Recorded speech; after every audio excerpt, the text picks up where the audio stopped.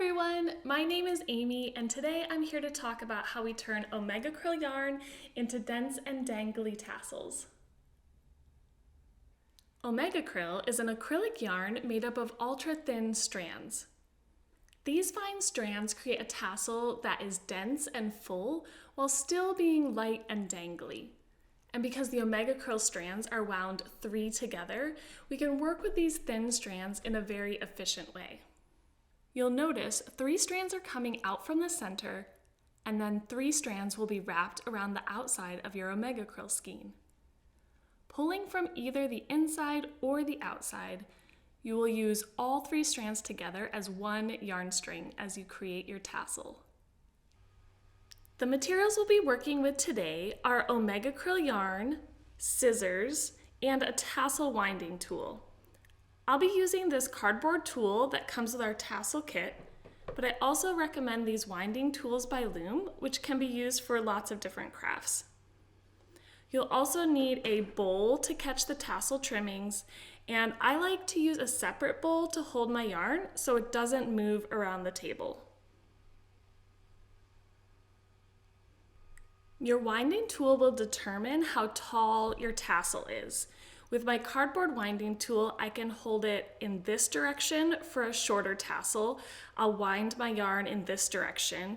Or you can hold your tool this way for a longer tassel, and you'll wind around in this direction. If you want even longer tassels, consider wrapping around a found object at home like a book or picture frame. To begin making your tassel, take your yarn strand and hold it at the bottom of your tool. Start winding the yarn around your tool for a total of 50 full wraps. Starting here, wrapping all the way around is 1 full wrap. So this is 1, 2, 3, 4, 5, and so on. Make sure to keep the yarn loose as you wind it around. If you're wrapping too tight, it's going to compress the tool, it's going to make it bend. This is going to make the tassel really difficult to get off of your tool if it's really tight, and then it's also going to make your tassel shorter than you want it to be. So just make sure as you're wrapping, you're keeping it nice and loose. I'm recommending 50 wraps as a starting place, but this is something you can definitely experiment with and see what you like. The more times you wrap the yarn around your tool, the fuller your tassel will be. After you finish your wraps, make sure you are ending on the same edge of your tool that you started your yarn on. Grab your scissors and cut your yarn.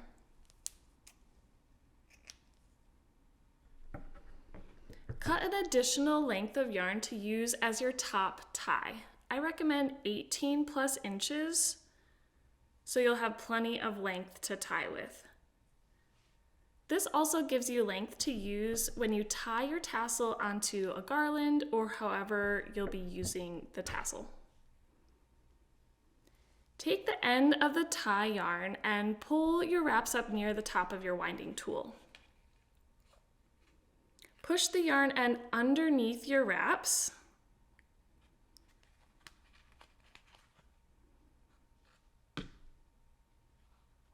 And you're going to position it halfway through.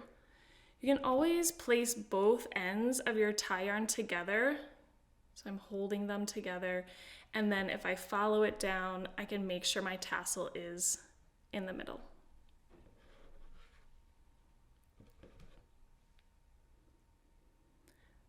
Take your tie yarn and make sure it's positioned all the way up at the top of your wraps along the very edge of your tool. After it's positioned, you're going to tie a tight double knot at the top of your wraps. Start just like you're tying your shoes, so this end is going to cross over that side and wrap around. Pull through. Then for an extra lock, I like to do what's called a surgeon's knot, which is wrapping it a second time before we pull the ends tight. So that just looks like one more wrap, pushing that end through and pulling it through. So I've got it looped twice, then I'm gonna pull really tight at the top of my tool. The surgeon's knot just helps the yarn lock in on itself, so we can pull it really tight and it will stay pulled really tight. Then we're just gonna finish the double knot off with a regular tie. So I'm just gonna cross it over and wrap it through once, pull it tight to lock that knot in as a double knot. Now we're ready to slip our tassel off of the winding tool. Gently shimmy it off. I'm just gonna pull it towards myself. If it's tight, just go slow and try not to let it snag. You're gonna set the winding tool aside and grab your scissors. You're gonna place the scissors through the loops at the bottom of your tassel. So you can see we've got all of these loops right here. I'm just gonna open my scissors and put one side of my scissors through those loops at the bottom of my tassel. Pull away from the tie at the top, so you can see I'm holding it from the tie here, pulling my scissors away. I'm gonna cut through them to open them up. And then we have a tassel. You can shake it out and give the bottom a slight trim to even it up. To do that, I would rotate it this direction and take my fingers, sliding it away from me. So I would pinch the tassel between my fingers and then use that as a guide to trim the bottom of the tassel. Before we do that though, I want to show you an optional wrap detail, because if you want to do the optional wrapping, you want to do the wrap before you do the final bottom trim. To add an additional wrap detail, cut another length of yarn about 18 inches or more. I'm going to use the same white yarn, but if you're working with a bunch of different colors, it can always be fun to use a contrasting color as your wrap detail.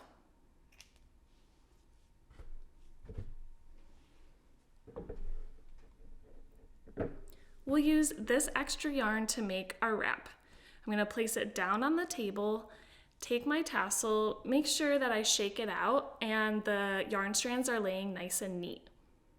I'm going to center the tassel on the wrapping yarn, positioning it so that the wrap yarn is about an inch from the top of my tassel. I'm going to take the ends of the wrapping yarn and tie the ends together once. Gently tighten this tie until the edges of your tassel pull in. This is going to create the round top of your tassel. Then, keeping that pressure, lift your tassel up and wrap one end of your yarn all the way around your tassel. Keep wrapping with each wrap going below the wrap above it. So you're moving down as you wrap.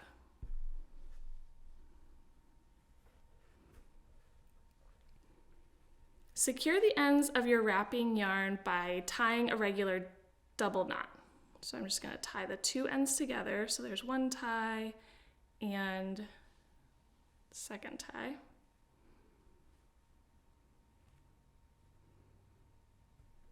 You can pull that one pretty tight, that second one. Then we're just going to trim the ends. I would say don't trim closer than 1/8 of an inch. You really don't want that wrap to come untied.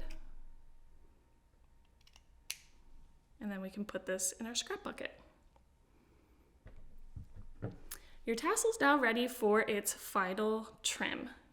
You can see again, I'm just pulling the yarn down, making sure it's nice and smooth and laying flat. I'm gonna get my trimmings bowl and rotate the tassel. I like to hold it from the top tie and then pinch the tassel between my pointer and middle finger. Then you're just going to trim any of like the long pieces of yarn at the bottom. You can always rotate this maybe like 90 degrees and then do the same thing again, making sure that you have all of your little yarn pieces trimmed along the bottom. And then here is our finished tassel with our wrap detail.